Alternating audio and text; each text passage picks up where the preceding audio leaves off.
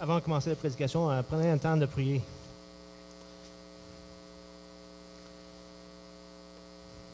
Merci Seigneur pour toutes tes bénédictions que tu nous donnes. Et avant tout, la plus grande bénédiction que tu nous as donnée, le salut par ton Fils. Seigneur, je veux amener devant toi des personnes un matin qui souffrent. Je te demande d'utiliser ton Église pour mettre tes bras autour d'eux autres. Qu'ils soient réconfortés par ta main souveraine. Seigneur, je te demande de rendre justice à ceux qui ont vécu l'injustice et de guérir ceux qui sont malades. Que ta paix envahisse nos esprits et ton amour nos cœurs. Et que nos vies soient un témoignage de ta puissance et de ton règne sur cette terre. Préparez, je te prie, nos cœurs pour l'exposition de ta parole. Amen. Une petite clarification pour les lectures. Si vous faisiez ça cette semaine, vous allez remarquer qu'il manque la journée qui est le 23 décembre. Ça, c'est parce que c'est dimanche prochain. Donc, j'ai fait un peu... j'assume que vous allez être ici dimanche prochain, alors la parole de Dieu va être exposée. Mais il y a des lectures préparées pour tous les restes des jours, amenant jusqu'à la journée de Noël elle-même. Et je vous invite... le matin de Noël, souvent, tu sais, il y a comme une genre de furie, des fois, dans les familles avec les enfants. Tu sais, je me rappelle quand j'étais jeune, nos parents nous disaient, on ne touche pas les cadeaux tant qu'on n'a pas mangé déjeuner. Ça n'empêchait pas qu'on était debout à 6 heures le matin. Prenez le temps le matin de lire l'histoire de la naissance de Jésus-Christ avec vos enfants.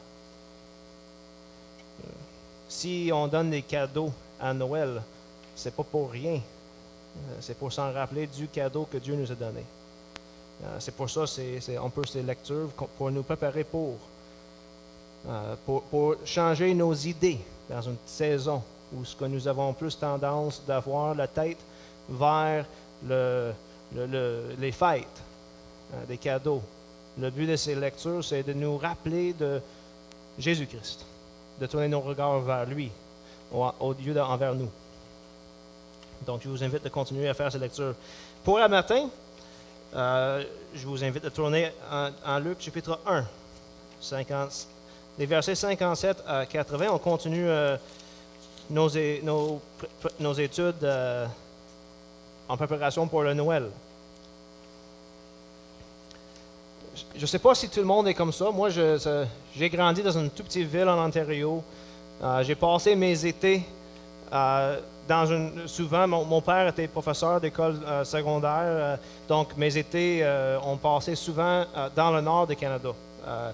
Et ce qui faisait en sorte que pendant quasiment 3 mois, ma vie était plus ou moins, je me lève très tôt, je déjeune, je sors, je passe le matin dans le bois. Après ça, j'entends ma mère qui nous appelle pour dîner. Fait que je sors du bois, je mange, je retourne dans le bois, puis je ressors pour souper. Puis après ça, on sort dehors, puis on s'en va faire la pêche. C'est à peu près ça, mes étés. Ça a fait qu'avec le temps, j'ai appris à reconnaître certains signes que la nature nous donne. Je ne sais pas si vous remarquez ça. Quand une tempête vient, là, ça n'arrive jamais juste comme... C'est pas comme ça que ça arrive.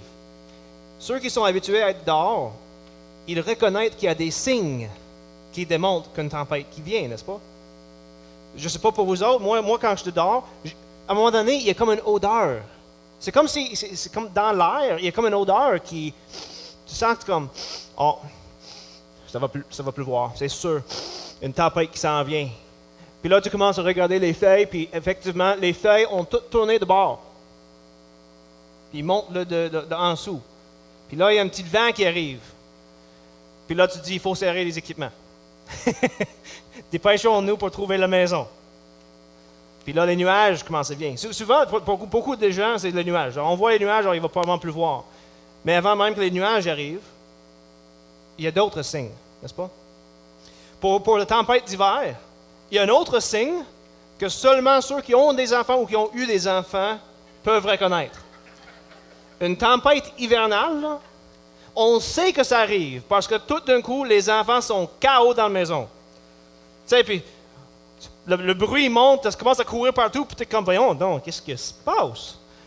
Ah, il doit y avoir une tempête qui s'en vient. Tu sais, puis à l'intérieur de peut-être quelques heures, la neige commence à tomber. Bien, comme on commence à voir dans les récits qui parlent de la naissance de Jésus-Christ, il y a des signes. Les faits ont commencé à tourner. Il y a une odeur. Il y a un petit vent qui arrive. On a parlé de l'annonce de la naissance du Messie et de celui qui a annoncé le Messie. Mais là, tout d'un coup, je dirais comme ceci, les signes commencent à devenir de plus en plus clairs. Là, les nuages se présentent. La pluie commence à tomber. C'est là où on est rendu. Parce que tout d'un coup, la naissance de Jean le Baptiste arrive. Pour ceux qui ont regardé ou lu J.R.R. Tolkien, Le Seigneur des Anneaux, ou le film Le Hobbit, à tous les coups que Gandalf arrive chez les Hobbits, il y a quelque chose qui se passe. T'sais. Puis lui, il va parler, « Ah, j'ai vu des signes, il y a telle chose qui est en train de se passer. » Mais aussitôt que Gandalf arrive, c'est parce que ça a déjà commencé, puis c'est en train de se produire. Puis souvent, il arrive à la dernière minute. Si vous avez vu Le Seigneur des Anneaux, et même en fait, surtout Les Seigneurs des Anneaux, il arrive, « OK, Frodo, va-t'en. » Puis aussitôt que Frodo part sur la route, les méchants arrivent pour le chercher. Vous voyez, c'est pas que quelque chose s'en vient. Quand que Gandalf arrive, c'est que c'est déjà commencé. On est déjà en train de voir des changements. En Luc chapitre 1, 57 à 80, quelque chose arrive. On n'est plus dans les signes. On ne parle plus d'un ange qui se présente. Quelque chose de miraculeux arrive. La pluie commence à tomber.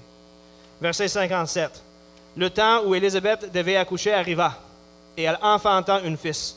Ses voisins et ses parents apprirent que le Seigneur avait manifesté envers elle sa miséricorde et se réjouirent avec elle. Première chose à remarquer ici, c'est l'accomplissement des prophéties. Là, on ne parle plus de quelque chose va arriver, mais c'est arrivé.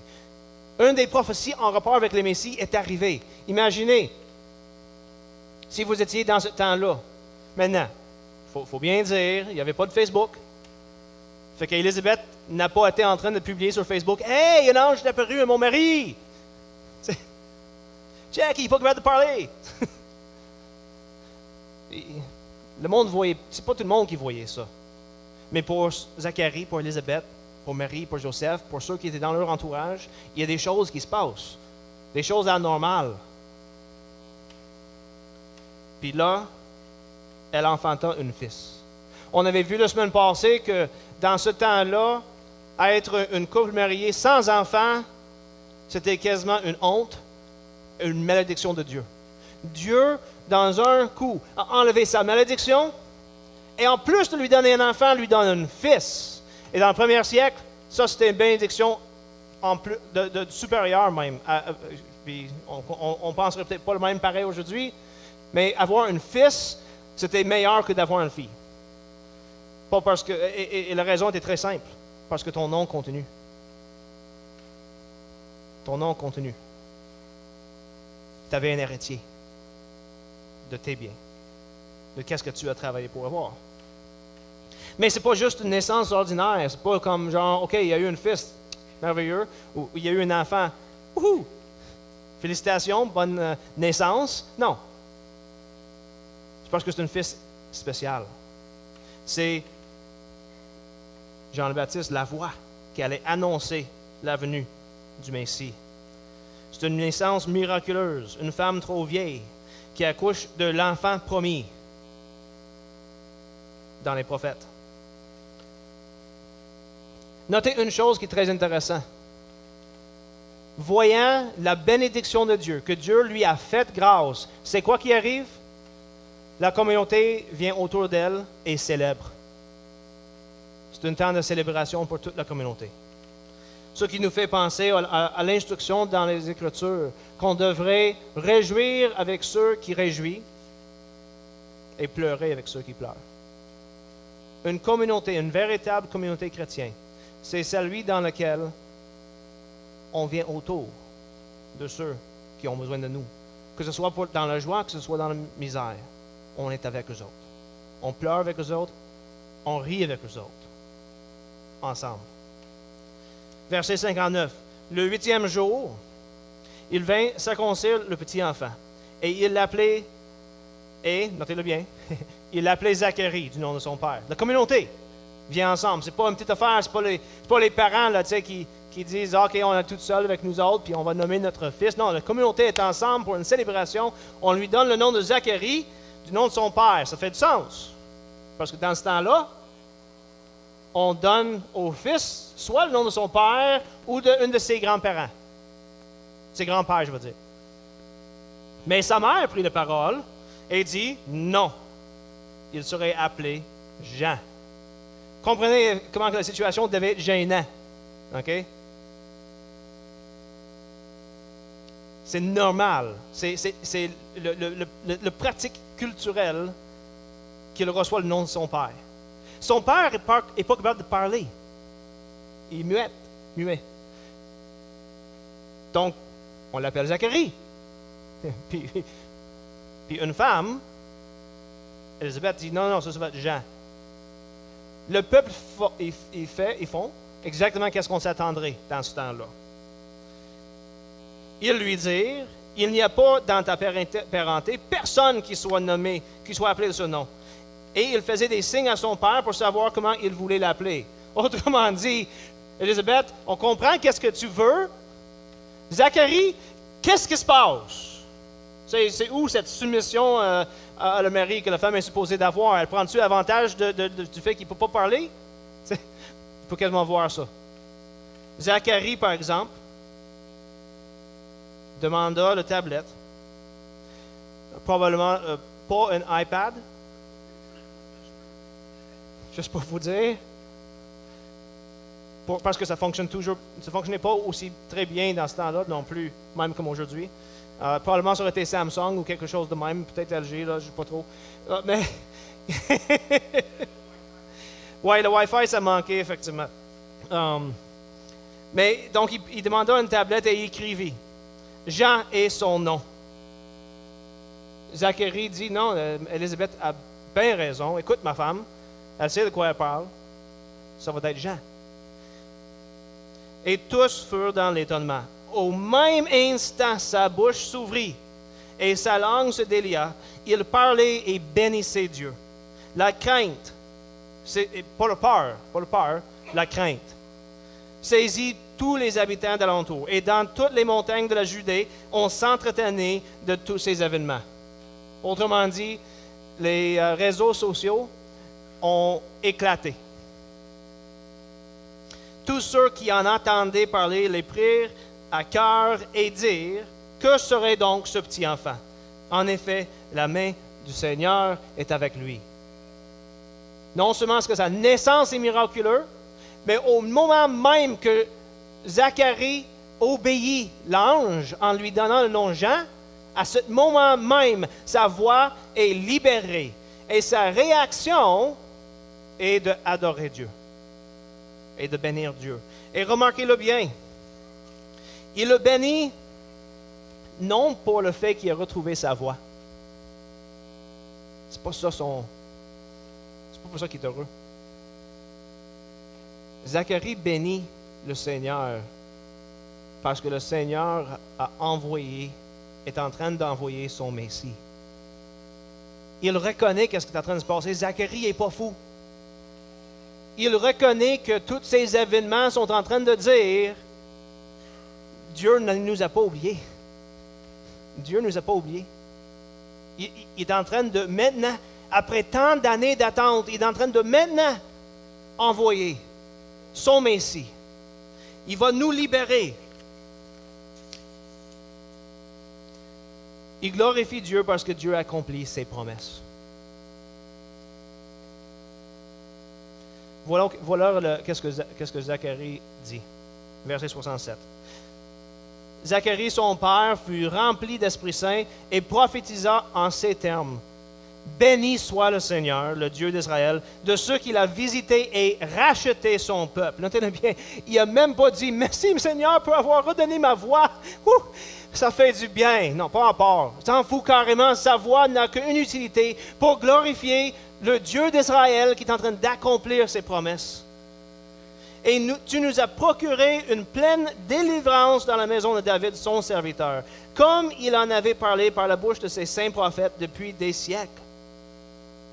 La délivrance de nos ennemis et de la main de tous ceux qui nous haïssent.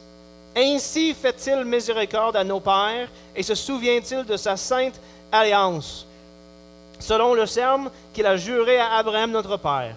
Ainsi nous accorde-t-il, après avoir été délivrés de la main de nos ennemis, de pouvoir sans crainte lui rendre un culte dans la sainteté et la justice, en sa présence tout au long de nos jours. Après avoir glorifié Dieu ainsi, il tourne vers son fils et il dit « Et toi, petit enfant, tu seras appelé prophète du Très-Haut, car tu marcheras devant le Seigneur pour préparer ses voies, pour donner à son peuple la connaissance du salut par le pardon de ses péchés, grâce à l'ardente miséricorde de notre Dieu. C'est par elle que le soleil levant nous visitera d'en haut, pour éclairer ceux qui sont assis dans les ténèbres et dans l'ombre de la mort, et pour diriger nos pas dans le chemin de la paix. » Quelle merveilleuse bénédiction que nous avons. Je veux faire remarquer quelque chose, quelques affaires ici. Premièrement, il commence en bénissant Dieu, en lui adorant. Mais ce n'est pas pour la petite chose particulière de sa vie. Oui, on devrait toujours remercier Dieu pour les bénédictions qu'il nous donne. Faites, vous savez quoi, là, dans les moments où c'est le plus difficile dans vos vies, quand ça va vraiment mal, quand vous avez vous n'êtes pas sûr de qu'est-ce que s'est passé, vous avez été peut-être trahi, vous avez été peut-être, peu importe, ça va pas bien. Comptez vos bénédictions. Rappelez-vous de ce que Dieu vous a donné.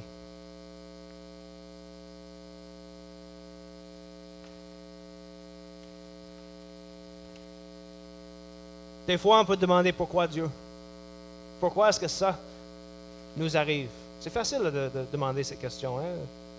Peu importe la situation, il y a toujours quelque chose qui va mal, puis on peut demander pourquoi Dieu, pourquoi est-ce que ça nous arrive? Pourquoi est-ce que je suis là?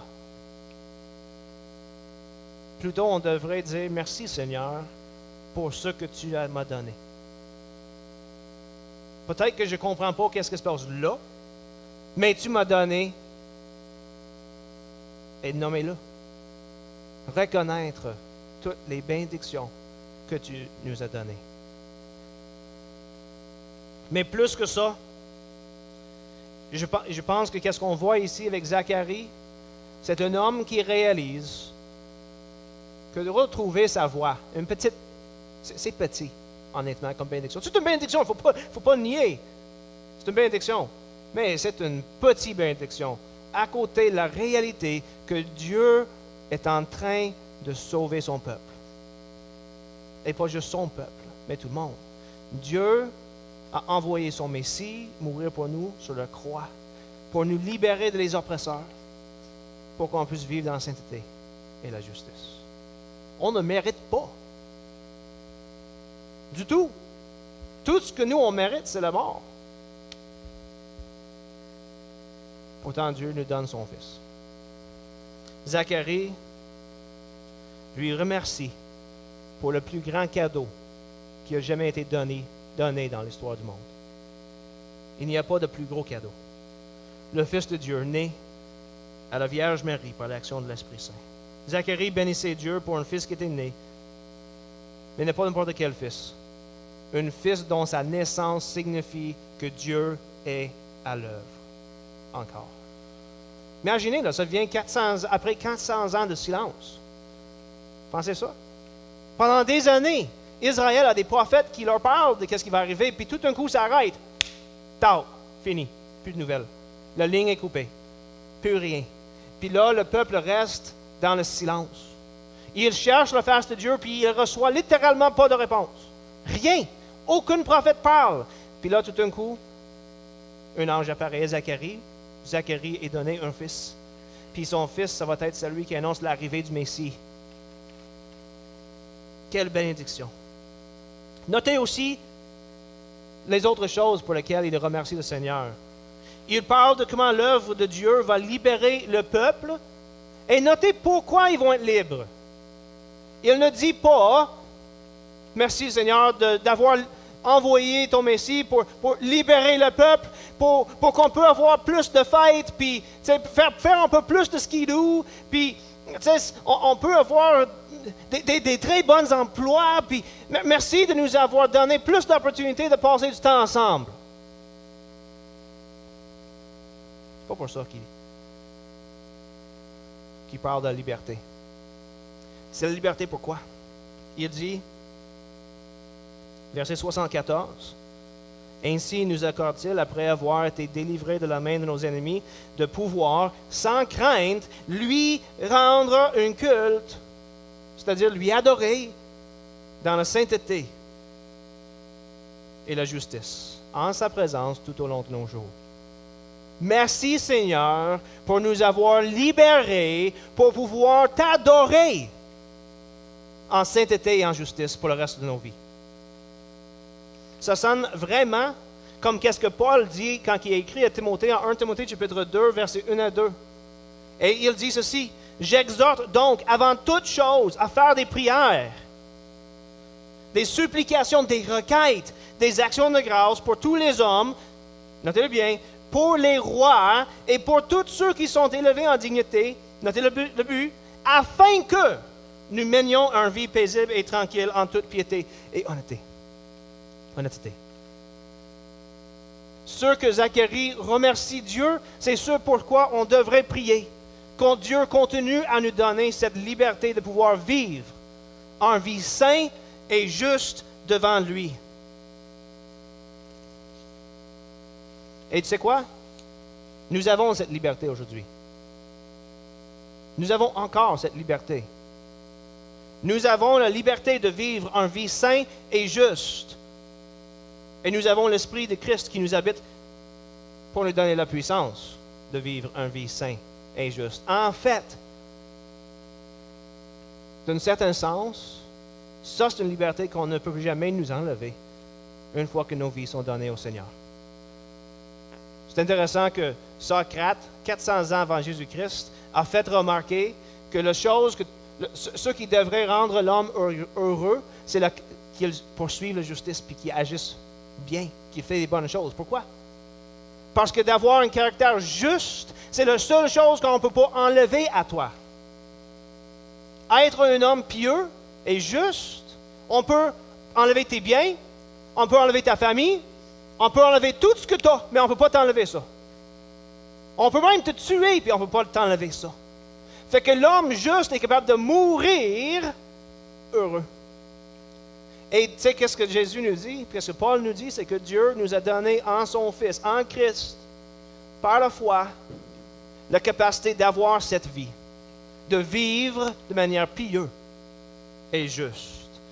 Pierre, il dit dans 2 Pierre 1, 3, 5 à 7, et 5 à 7, il dit « Sa divine puissance nous a donné tout ce qui contribue à la vie et à la piété, au moyen de la connaissance de celui qui nous a appelés à sa propre gloire et à sa vertu. » Il dit « À cause de cela, puisque Dieu nous a donné tout ce que nous avons besoin pour la piété et la sainteté, faites tous vos efforts pour joindre à votre foi la vertu, et à la vertu la connaissance, à la connaissance la maîtrise de soi, à la maîtrise de soi la patience, à la patience la piété, à la piété l'amitié fraternelle et à l'amitié fraternelle l'amour. » Dieu vous a donné une machine en fonction avec du gaz dedans. Utilise-le. C'est tout. Tout ce qu'il dit. Il peut pas, c'est pas comme s'il pourrait te donner plus. Il s'agit juste de mettre en œuvre ce qu'il t'a donné. Faites tous vos efforts pour ajouter à votre foi. Comme dit Paul en Hébreu, chapitre 12, versets 1 à 4.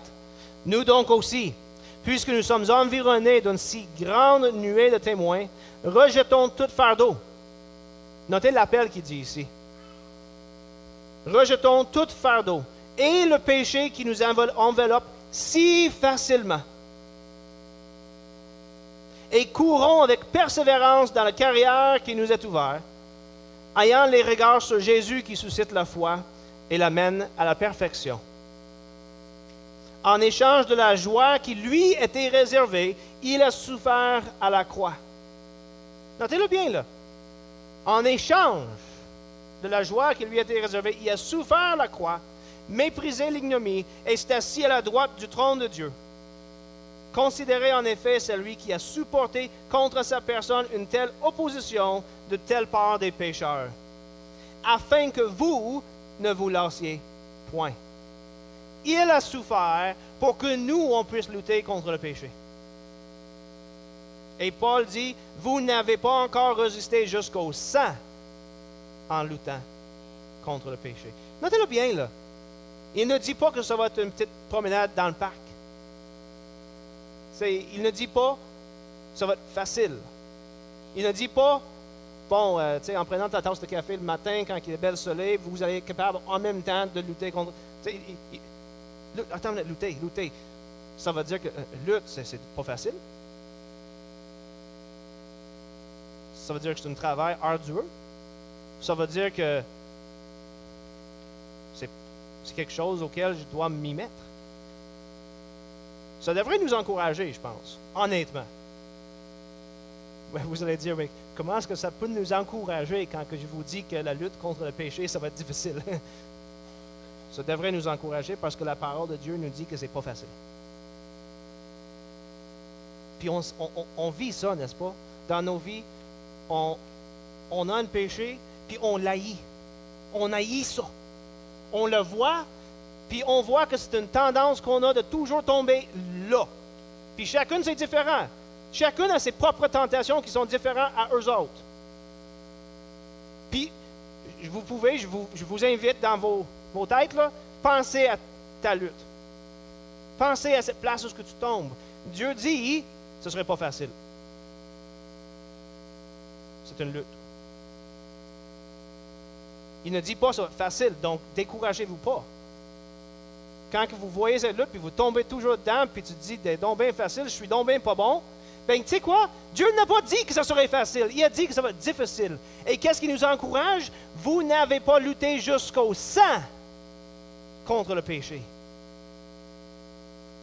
Je ne sais pas pour vous autres, là. Moi, j'ai des petites mains de bibliothécaire, de certain sens. C'est les avantages, peut-être, de travailler dans une bibliothèque où j'ai des livres, et je travaille dans une bibliothèque. C'est de travailler avec des livres, d'étudier, etc. C'est un méchant gros désavantage quand je sors dehors pour boucher du bois. Ou quand je m'en vais pour essayer de ranger des choses qui sont bien serrées. Mettons dans une voiture, là, tu travailles et tu essaies de faire une... je ne sais même pas qu'est-ce qui est dans la voiture que tu as besoin de défaire, là. Mais tu essaies de faire quelque chose puis ça ne va pas bouger. Puis mes petites mains, là, qui n'ont aucune... Tu sais, c'est bien... C'est doux. Ben quand ça fait tac tout d'un coup, là... Yeah! Wouh! J'ai pas des cornes sur mes mains qui fait comme genre protéger mes mains contre ces chocs. Mais quelqu'un qui travaille dans une temps... Tu sais, on a des gens qui travaillent ici avec le bois. Ils savent c'est quoi travailler jusqu'au sang. Comprenez ce que je veux dire? C'est pas agréable. C'est ça le péché. Et c'est ça la lutte contre le péché. C'est quelque chose que tu fais tout le temps. Les cornes se développent parce que tu es constamment en train de faire du travail dur. Vous comprenez ce que je veux dire? Donc, découragez-vous pas. Découragez-vous pas. Augustin a dit que l'homme, ou on peut dire la femme, qui tombe aux batailles, mais qui s'y relève, on devrait l'applaudir comme une guerrière. Parce qu'il fait le combat. Il ne faut pas pointer le doigt et dire, toi, tu as tombé, c'est fini. Out of my team. Il faut plutôt dire, je suis content que tu t'es relevé. Avançons ensemble. Mais c'est si facile pour nous de se contenter de nos petites vies, de nos petits péchés habituels, en disant qu'ils ne sont pas si mauvais que ça, mais de se frustrer contre les autres pour leurs propres péchés, qu'on nous envoie. N'est-ce pas? On s'habitue un peu à nos propres péchés. Tellement qu'à un moment donné, on ne les voit plus. Puis quelqu'un pourrait me dire, « Hey, mais tu pêches-tu? » Puis là, attends une minute pour penser. Non, aujourd'hui, c'est pas spé, hier, honnêtement, non, péché, non, pas vraiment, non. Mais lui, as-tu vu qu'est-ce que lui a fait? Jésus dit, « Pourquoi vois-tu la paille qui est dans l'œil de ton frère, et ne remarques-tu pas le poutre qui est dans ton œil? Ou comment dis-tu à ton frère, laisse-moi ôter la paille de ton œil, alors que dans ton œil, il y a une poutre? » Vous savez, c'est quoi un poutre, hein? C'est pas petit. J'en ai vu, là. Avec le petit peu de connaissances que j'ai en construction, j'ai quand même réussi à aider à quelques reprises dans la construction des bâtiments. Puis les poutres, ce n'est pas des choses qu'on lève à une ou deux personnes normalement. Comprenez ce que je veux dire? On s'énerve parce qu'il y a une paille. Vous savez, c'est quoi une paille? J'ai des poules chez nous. C'est petit, une paille. Le paille s'en va avec le vent. Puis on voit le paille dans l'œil de l'autre. Et pour une raison ou une autre, on ne remarque pas le poutre dans notre propre œil. Jésus dit, « Hypocrite, ôte premièrement la poutre de ton œil, et alors tu verras comment ôter la paille de ton frère. » Notez-le bien. Notez l'ordre que donne Jésus-Christ ici. L'ordre, c'est premièrement remarquer mes péchés, où est-ce que moi j'ai tombé. Remarquez à quel point ils sont énormes. Souvent, on pense que nous, on est correct, puis que l'autre est pire que nous. Mais devant Dieu, on est pécheurs tous. Et Dieu haït le péché. Et le péché ne peut pas venir dans sa présence. Fait que peu importe à quel point je pense que ma péché est petit et que le péché de l'autre est grand, Dieu me regarde et dit, « ôte le poutre dans ton œil. » Arrête de regarder l'autre. Regarde toi-même. Et si tu fais ça, Jésus dit, tu vas être capable à ce point d'aider l'autre à ôter la paille dans son œil. Revenez à l'image. Une poutre, un paille. C'est dur à voir bien comment élever la paille de l'autre si tu as une poutre dans le tien, n'est-ce pas? Vous voyez un peu l'image, là? Si tu enlèves le poutre, là, je peux voir comme il faut pour enlever la paille. L'appel de Dieu, pour nous, c'est de poursuivre constamment, en luttant jusqu'au sang, s'il faut, de sainteté personnelle. Ça va nous coûter cher. Ça se peut que ça nous coûte cher. Le Nouveau Testament enseigne qu'on ne devrait pas regarder de haut les péchés des autres pour les juger, mais plutôt de commencer en reconnaissant que nous sommes pécheurs, que nous avons des péchés majeurs dans nos vies et que nous avons besoin de la grâce divine à chaque moment pour lutter contre ces péchés. Il faut qu'on aille la même attitude de Paul, qui écrit en 1 Timothée chapitre 1, « Je suis le pire des pécheurs. » Imaginez, là, l'auteur de la moitié, sinon plus, du Nouveau Testament. C'est lui qui a implanté quasiment toutes les églises à travers le Moyen-Est et dans l'Empire romain. C'est quoi sa réaction? Il aurait pu dire, et il a dit à un moment donné, « Selon la loi, j'étais parfait. » C'est ça qu'il dit à propos de comment il était avant de connaître Christ. Mais en 1 Timothée chapitre 1, devant des personnes qui ont chuté avec la doctrine, puis ont commencé à enseigner des fausses doctrines, lui, il dit ceci, avant même de dire, j'ai donné à Satan ceux-là, pour qu'ils apprennent à ne pas blasphémer, avant même de dire ça, il dit, j'ai été et je suis le pire des pécheurs. C'est l'attitude même que Jésus enseigne en Matthieu. Ôtez la poutre de ton œil avant de regarder l'autre. Il faut qu'on reconnaisse que tout péché est abominable devant Dieu. Reconnaître que nous avons besoin de sa grâce et sa puissance pour qu'on puisse par la suite venir non pour juger, mais pour encourager l'autre de marcher avec nous autres. De venir à côté, mettre la main autour de l'épaule et dire, moi je suis un pécheur, premièrement. Et je t'invite de marcher avec moi. Avançons ensemble parce que j'ai vraiment besoin de ton aide. Notez l'inversement ici. Au lieu de regarder d'en haut le péché de l'autre, puis de dire, t'es donc bien pas bon. Range-toi. Mets-toi en ligne avec la parole de Dieu. Au lieu de faire ça, on regarde d'en bas, puis on dit, hey, que je suis un misérable pécheur. J'ai besoin tellement de la grâce de Dieu. Voudrais-tu marcher avec moi dans la sainteté et la justice? Et c'est ça d'ailleurs l'attitude, si je peux me faire une petite parenthèse, quand on parle de la discipline de l'Église, c'est ça l'attitude qu'il faut avoir. Dieu parle de la discipline de l'Église. Oui, il faut des fois dire à des personnes, regarde, tu ne veux pas marcher devant le Seigneur, tu ne peux pas non plus être chez nous. Des fois, on est obligé de dire ça. Mais l'attitude qu'on devrait avoir, ce n'est pas plutôt, tu n'es pas une bonne personne, sors de chez nous. Mais plutôt, je ne suis pas bon. Tu n'es pas bon. On n'est pas bon. Le Seigneur nous aime pareil. Il veut qu'on marche ensemble, mais toi, tu ne veux pas, fait que il n'y a rien qu'on peut faire. Si tu ne veux pas marcher avec nous autres, c'est ta décision, pas le nôtre. C'est ça la discipline de l'Église. C'est la reconnaissance que quelqu'un a décidé d'aller dans notre direction.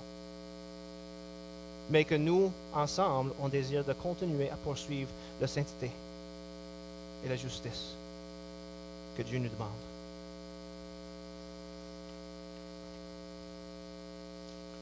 C'est ça qu'on est encouragé quand on fait les prières de repentance. Et tantôt, je vais le lire quand on prend le repas du Seigneur ensemble. Zacharie termine son discours en prophétisant de ce que son fils, Jean le Baptiste, va faire. Dans le verset 80, juste pour vous dire, j'ai plusieurs petites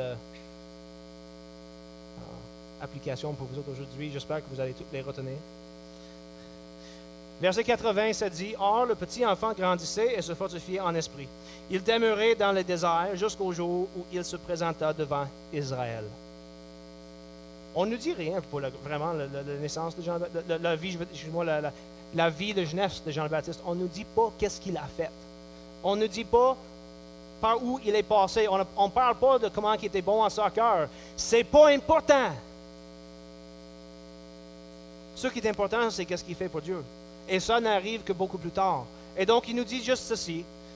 L'enfant grandissait et se fortifiait en esprit. Il se tenait dans le désert jusqu'à son temps est arrivé.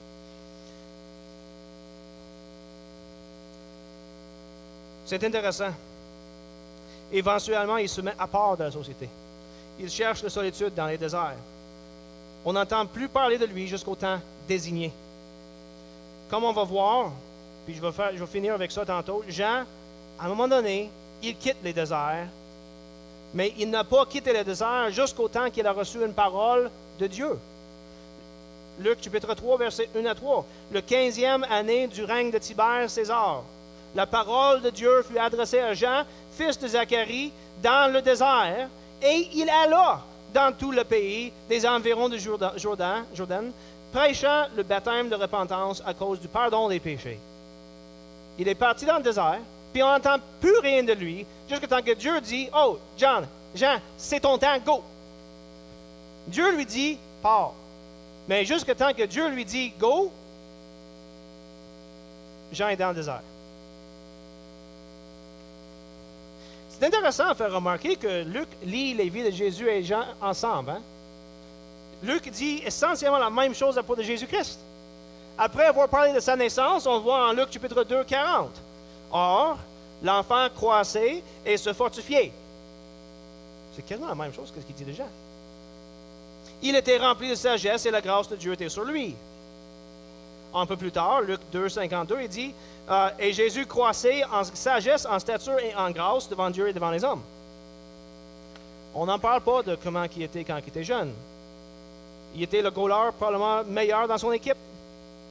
L'autre équipe haïssait jouer contre l'équipe de Jésus parce qu'il ne tirait jamais un but. Comment tu veux que Dieu il réussit à ne pas arrêter la balle? Quand il était fonceur, il tirait toujours dans le but. L'autre équipe était perdue d'avance. Alors, il ne parle pas de ça. Il n'y a rien qui dit là-dessus. On ne connaît rien pour la vie de Jésus-Christ jusqu'à temps il arrive à son ministère, à 30 ans, quand que tout d'un coup il commence à faire ce que Dieu lui a demandé. Pourquoi? Toute cette partie de sa vie de jeunesse, là, sa formation, c'est pas ça qui est important. C'est pas pour ça qu'il est venu. Il est venu pour un but. Et les Écritures nous amènent à ça. Il va nous montrer qu'est-ce que Jésus a fait pour nous. Intéressant en plus, non, on parle de Jean le Baptiste qui est allé dans le désert. Jésus est allé dans le désert aussi, hein? Luc chapitre 4, verset 1. Jésus, rempli du Saint-Esprit, revint du Jourdain et il fut conduit par l'Esprit dans le désert. Ce n'est qu'après avoir passé par le désert qu'il commençait son ministère public. Luc chapitre 4, 13 à 16. Je pense qu'il y a une petite leçon ici qu'il faut tirer. C'est une leçon qui est importante, je pense, pour tout le monde. Et ça se base non seulement sur l'exemple qu'on voit de Jean le Baptiste et l'exemple de Jésus-Christ, mais aussi sur l'exemple des apôtres, qui, avant de devenir le fondement de l'Église, selon Éphésiens chapitre 2, 11 et 4, et chapitre 4, excuse-moi, 2, 20 et 4, 11, avant de devenir le fondement de l'Église, ils ont passé 3 ans dans la formation avec Jésus-Christ. 3 ans. On ne parle pas de 3 ans d'école biblique. On parle de 3 ans où ils ont vécu avec Jésus-Christ jour, nuit. Ils l'ont vu travailler. Ils l'ont entendu parler. Et c'était ça leur vie pendant 3 ans. 24 heures sur 24, 7 jours sur 7. Ce n'est pas jusqu'à après l'ascension de Jésus-Christ et la réception de l'Esprit Saint qu'ils ont commencé à accomplir leur rôle dans le plan divin. Paul. Tout le monde connaît Paul. Selon ses propres paroles, après avoir rencontré le Christ sur la route envers Damas, il est parti en Arabie. Par la suite, il est retourné à Damas où il resta pendant 3 ans. On ne sait pas qu'est-ce qu'il a fait pendant ces 3 ans. Par la suite, il monta à Jérusalem pour rencontrer les apôtres. Après cela, il est retourné en Syrie et Sicile. Selon les Actes, Paul est resté pas mal dans l'ombre jusqu'au temps que Barnabas est allé le chercher pour l'amener à Antioche, où il pouvait faire le travail. Notez-le bien, Paul, celui qui a écrit la plupart de notre Nouveau Testament, a resté dans l'ombre. Jusqu'à temps que quelqu'un dit, on a besoin de toi, viens-t'en, tu es prête pour servir le Seigneur. Timothée, on le rencontre en Actes chapitre 16, quand Paul visite dans son coin et l'invite à se joindre à son équipe. Après ça, on n'entend quasiment pas parler de lui du tout. Il disparaît dans l'ombre.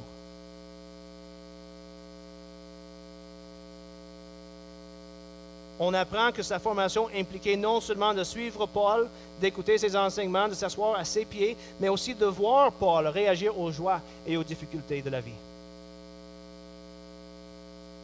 Quand on regarde leur vie, on découvre qu'ils ont tous passé par l'ombre.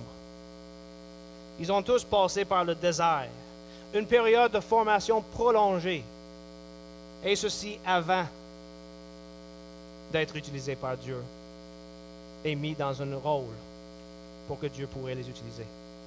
Nous autres, aujourd'hui, là, on a une idée. et on fonce. Nous autres, aujourd'hui, on veut sauter dans le travail, dans le ministère, et on ne veut pas prendre le temps pour s'asseoir dans l'ombre. On ne veut pas passer par le désert. On veut être à l'œuvre. On veut travailler. Puis on pense que c'est ça qu'on devrait faire. Je me rappelle, quand j'étais à l'école biblique, j'ai fait mon 4 ans là-bas. Je me rappelle fin de mon première année. J'ai failli pas retourner. Parce que j'ai regardé un peu des gens qui ne sont pas au Seigneur. Puis j'étais vraiment touché par le fait qu'il y a tant de personnes qui ne connaissent pas Jésus-Christ comme Sauveur. Et je me suis dit, est-ce que je gaspille mon temps à m'asseoir sur une banc d'école quand je pourrais être en train d'annoncer l'Évangile, servir en Église? Finalement, j'ai décidé que ce serait peut-être mieux, si je voulais annoncer ce qu'il faut, de continuer à être soumis pendant des années de plus pour apprendre avant de commencer à servir. C'est ça l'exemple que nous avons d'ailleurs dans Jésus, Jean le Baptiste, Paul, Timothée, tous les apôtres, etc. Je vous invite, si vous voulez servir le Seigneur, je vous invite de prendre un temps à part. Paul n'a pas parti dans le ministère jusqu'à temps qu'en acte 13, on voit Barnabas s'en va chercher puis l'amène à Antioche. Paul n'est pas parti d'Antioche pour faire la mission qui allait changer la face du monde au complet. Il n'est pas parti d'Antioche jusqu'à temps que ses anciens lui ont dit, par le mouvement de l'Esprit Saint, go. Acte chapitre 13, je vous invite à l'aller, les premiers 6 versets. L'Esprit Saint a dit aux prophètes et pasteurs qui étaient là, j'ai mis Barnabas et Paul à part pour le ministère. Et ce n'est pas jusqu'à ce moment-là que Paul est parti. Timothée n'est pas parti jusqu'à temps que Paul l'envoie. Il faut arrêter de penser que nous, on sait qu'est-ce qui est mieux pour nous. Et commencer à reconnaître que Dieu sait qu'est-ce qui est mieux pour nous. Et il a mis des personnes dans nos vies pour nous diriger, pour nous donner de sagesse. Et notre désir devrait être de rester sur le banc d'école jusqu'à temps que notre professeur nous dit « Hey, toi, j'ai besoin de toi. Soyez utile au service du Seigneur. » L'annonce du Christ. Jean a fait ce pourquoi il était né. Luc chapitre 3, 3 à 9, on va terminer avec ça, puis après ça, on prend le repas du Seigneur ensemble. Il dit, « Et il alla dans toute la région du Jourdain, il prêchait le baptême de repentance pour le pardon des péchés, selon qu'il est écrit dans le livre des paroles du prophète Ésaïe. C'est la voix de celui qui crie dans le désert, préparez le chemin du Seigneur, rendez droit ses sentiers. Toute vallée sera comblée, toute montagne et toute colline sera abaissée. Les passages tortueux deviendront droits, et le chemin raboteux seront nivelés. Et toute chair verra le salut de Dieu. » Il disait donc à ceux qui venaient en foule pour être baptisés par lui, « Race de vipères, qui vous a appris à fuir la colère à venir? » Une belle prédication encourageante. Le monde ne venait pas entendre Jean parce qu'il était encourageant. Il ne venait pas entendre Jean pour qu'il leur flatte les oreilles. Race de vipères qui vous a appris à fuir la colère à venir. Produisez donc des fruits dignes de la repentance et ne vous mettez pas à dire en vous-même, nous avons Abraham pour père. Donc, on est correct. Car je vous déclare que de ces pierres, Dieu peut susciter des enfants à Abraham. Autrement dit, c'est bien beau être né de la race d'Israël. Là. Si Dieu le veut, il peut donner d'autres fils à Abraham, direct sur le spot. Vous n'êtes pas mieux que les autres parce que vous êtes Israélites. Repentez. Déjà, il continue, il dit, car je vous déclare que de ces prières, Dieu peut susciter des enfants à Abraham. Déjà même, le cognée est mis à la racine des arbres. Tout arbre donc qui ne produit pas de bons fruits est coupé et jeté au feu. Quelle prédication encourageante. Et on part tous d'ici avec une belle sourire. Non. Jean le Baptiste donnait un message qui n'était pas réconfortant et consolant, mais réaliste. Il préparait le terrain pour la venue du Messie. C'est comment qu'il préparait le terrain? Vous êtes une gang de pécheurs, reconnaître-le et repentir. Parce que pour pouvoir recevoir le Messie qui vient nous sauver de nos péchés, il faut reconnaître qu'on est des pécheurs et qu'on a besoin d'un sauveur. D'un certain sens, les chrétiens aujourd'hui se ressemblent un peu à Jean le Baptiste. Notre message n'est pas si différent que ça, en fin de compte. On sait que Dieu a déjà agi, voilà 2000 ans, et maintenant on est dans l'attente. On sait qu'il va agir encore dans l'avenir, mais on n'a aucune espèce d'idée quand il vient. Et pour l'instant, c'est silence radio, à part de sa parole. Puis on ne sait pas quand il revient, mais on sait qu'il revient. La première fois, il est venu pour s'offrir comme sacrifice pour les péchés du monde. La deuxième fois, il vient pour juger le monde. 1 Pierre 3, 10 à 11 et le verset 14, Pierre dit, « Le jour du Seigneur, excusez-moi, 2 Pierre, je pense, le jour du Seigneur viendra comme une terre, comme un voleur. En ce jour, les cieux passeront avec fracas, les éléments embrasés se dissoudront, et la terre, avec les œuvres qu'elle renferme, sera consumée. Il n'y aura plus rien qui reste. Puisque tout cela est en voie. Puisque tout cela est en voie de dissolution. Notez-là qu'est-ce qu'il dit. Il ne dit pas, mettez-vous donc des petits tableaux en avant qui dit le fin du monde s'approche. Puis vas-y avec un micro dans les rues. C'est pas ça qu'il dit. Notez-le bien. Je vais aller dans 2 secondes. C'est pas ça qu'il dit. Puisque tout cela est en voie de dissolution, commencez à acquérir des biens. Quoi? Non, ça ne fait pas de sens parce que tout ça s'en va. Et ça va être détruit. Puisque tout cela est en dissolution,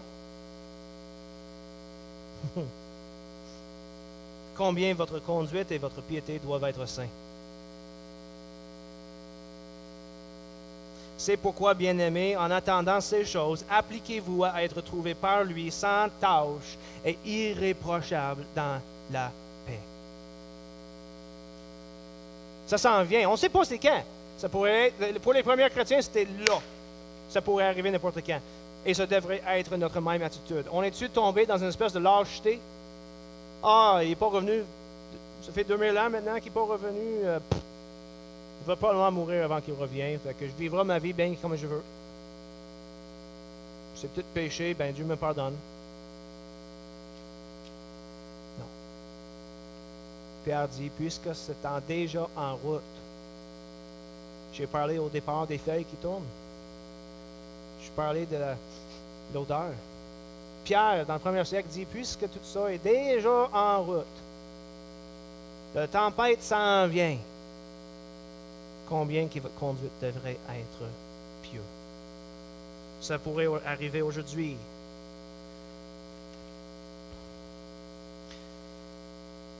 J'inviterai que ceux qui ont le privilège de distribuer les aliments pour le repas du Seigneur de s'approcher. Pendant ce temps-là, je vais continuer à parler un petit peu. Paul, en 2 Corinthiens, chapitre 5, 19 à 21, il dit ceci. « Car Dieu était en Christ, réconciliant le monde avec lui, sans tenir compte aux hommes de leurs fautes. Et il a mis en nous la parole de la réconciliation. Nous sommes donc ambassadeurs pour Christ, comme si Dieu exhortait par nous. Nous vous en supplions au nom de Christ, soyez, notez-le, réconciliés avec Dieu. » Vous pouvez distribuer les aliments. Soyez réconciliés avec Dieu. Celui qui n'a pas connu le péché, il a fait devenir péché pour nous, afin que nous devenions en lui justice de Dieu.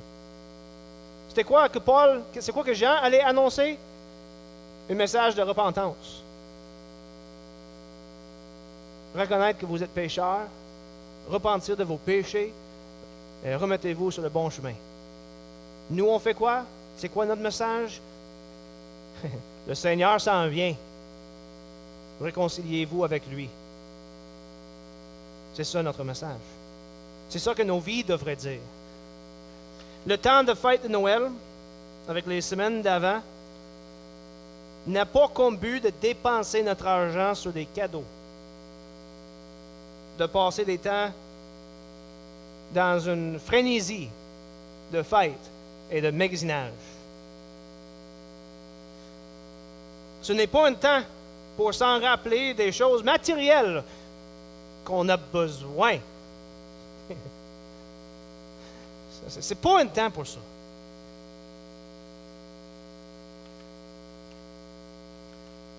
Pour qu'on puisse se dépêcher à acheter tous ces besoins.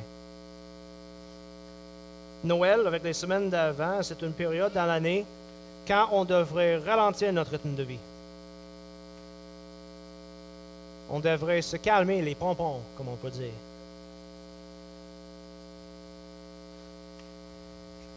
Pour s'en rappeler du Messie qui est venu dans le monde.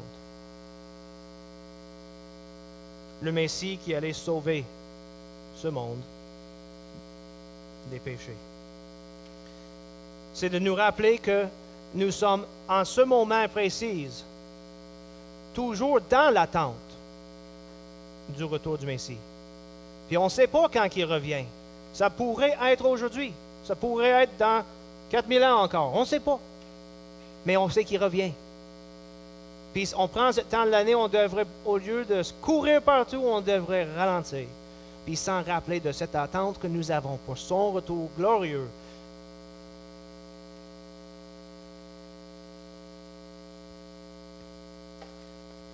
En attendant son retour, comme nous avons vu, nous devrions être en train de poursuivre à chaque jour la sainteté personnelle et d'annoncer par nos vies et par nos voix le retour du roi qui va juger le monde, le retour glorieux du Messie. C'est dans cet esprit que nous allons prendre ce matin le repas du Seigneur. Et vous savez qu'à chaque fois qu'on prend le repas du Seigneur, puis je vous suggère, on pourrait quasiment le prendre plus souvent, parce que c'est un rappel constant que nous sommes des pécheurs qui sont en train d'être sanctifiés par Jésus-Christ et son Esprit en nous, qui luttent constamment contre le péché, qui ont besoin constamment de sa grâce.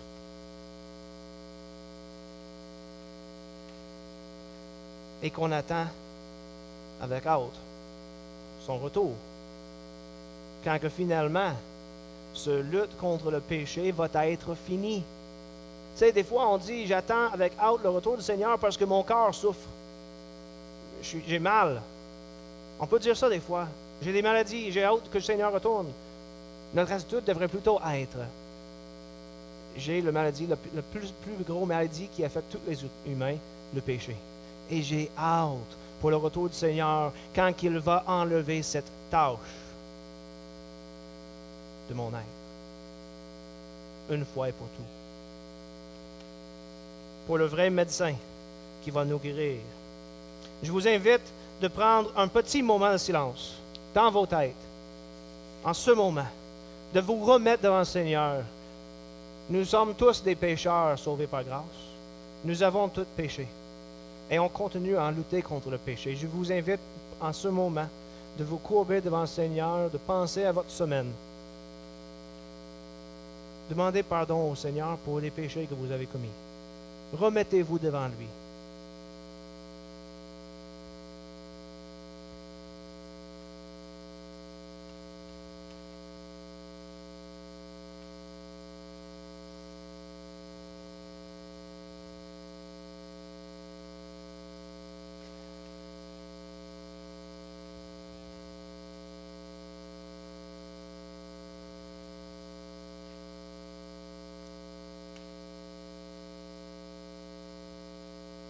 Père tout-puissant et très miséricordieux, nous nous sommes égarés et détournés de tes voies comme des brebis perdues.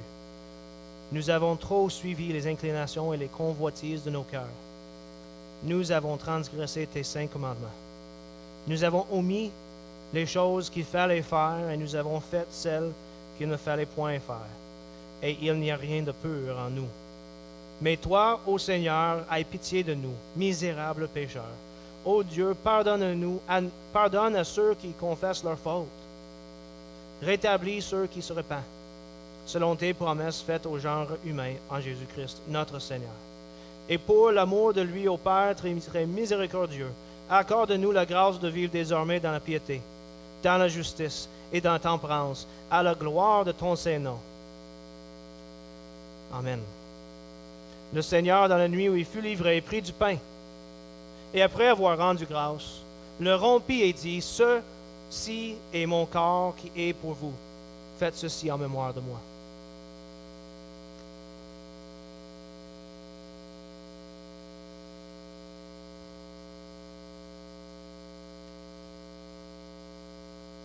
De même, après avoir soupé, il prit la coupe et dit, « Cette coupe est la nouvelle alliance en mon sang.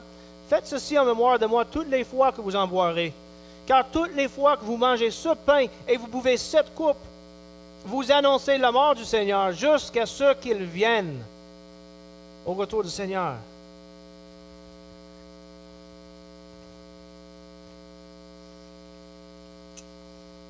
Nous te remercions, Père Saint, pour ton Saint-Nom que tu as fait habiter dans nos cœurs et pour la connaissance, la foi et l'immortalité que tu nous as révélées par Jésus, ton serviteur. À toi la gloire pour les siècles. C'est toi, Maître Tout-Puissant, qui a créé l'univers à l'honneur de ton nom, qui a donné aux hommes la nourriture et la boisson en jouissance pour qu'ils te remercient. Et tu nous as donné une nourriture et un breuvage spirituel pour la vie éternelle grâce à ton serviteur. Avant tout, nous te remercions car tu es puissant. À toi la gloire pour les siècles. Souviens-toi, Seigneur, de ton Église. Délivre-la de tout mal. Rends-la parfait dans ton amour. Rassemble-la des 4 vents. Elle qui a été sanctifiée pour ton royaume que tu lui as préparé.